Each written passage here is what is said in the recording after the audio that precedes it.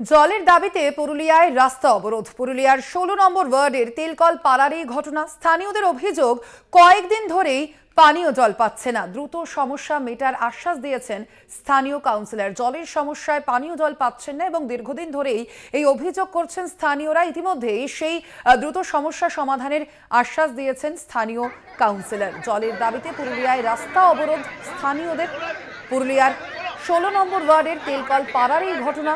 ইতিমধ্যেই দ্রুত সমস্যা মেটার আশ্বাস দিয়েছেন স্থানীয় কাউন্সিলর। স্থানীয়দের অভিযোগ, কয়েকদিন ধরেই পানীয় জল মিলছে না। এই বিষয়ে আমরা কথা বলবো। ফোন লাইনে রয়েছেন আমাদের প্রতিনিধি শওকত আলী। শওকত, কি অভিযোগ করছেন স্থানীয়রা এই বিষয়ে? পুরসভার পক্ষ থেকে সেখানেই বা কি বলা হচ্ছে?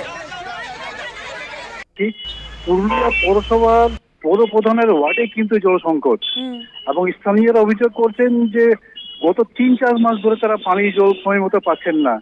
তাই তারা আজকে বাধ্য হয়ে ৬০ নম্বর এই জাতীয় সড়ক অবরোধ করেন, যার ফলে রাস্তার দুই পাশে প্রচুর যানবাহন আটকে যায় এবং যারা ছাত্রছাত্রী রয়েছে স্কুল কলেজ পড়ুয়া তারাও কিন্তু সেখানে আটকে যায়। অন্যদিকে এই পথ অবরোধ প্রায় ৩ ঘন্টা চলে ওই ৬ জাতীয় সড়কের উপর।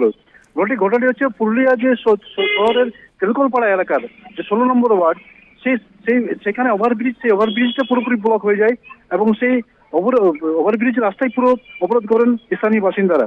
তবে এই ঘটনার পরে সেই ঘটনাস্থলে ছুটে আসেন পৌরপ্রধান, স্বয়ং নিজে ছুটে আসেন এবং তাদের আশ্বাস দেন যে তাদের পানীয় জল সমস্যা মেটানো হবে। কিন্তু স্থানীয়রা আরেকটা বিস্তর অভিযোগ করছেন যে তুমি জানো যে এই লোকসভা নির্বাচনে পুরুলিয়া পৌরসভা এলাকাগুলিতে তৃণমূলে ভরাডুবি হয়েছে এবং প্রায় প্রতিটি ওয়ার্ডে বিজেপি জিতেছে। এবং স্থানীয়দের অভিযোগ যে তারা যেহেতু এই ওয়ার্ডে পৌরপ্রধান ওয়ার্ডে বিজেপি জয়লাভ করেছে এবং তৃণমূল হেরেছে বলেই এই প্রতিশোধ নেওয়ার জন্য পানি জল বন্ধ করা হচ্ছে। যদিও এই পুরো বিষয়টি কিন্তু পৌরপ্রধান উড়িয়ে দেন এবং বলেন যে টেকনিক্যাল সমস্যার কারণে এই পানি জল তারা পাচ্ছেন না, এবং স্থানীয়রা অভিযোগ করছেন যে বিজেপি যেটার জন্য তাদের নাকি পানি জল বন্ধ করে সেটা কিন্তু পুরোপুরি অস্বীকার করছেন। ধন্যবাদ তোমায় শওকত। আমরা কথা বললাম, ফোন লাইনে ছিলেন আমাদের প্রতিনিধি শওকত আলী।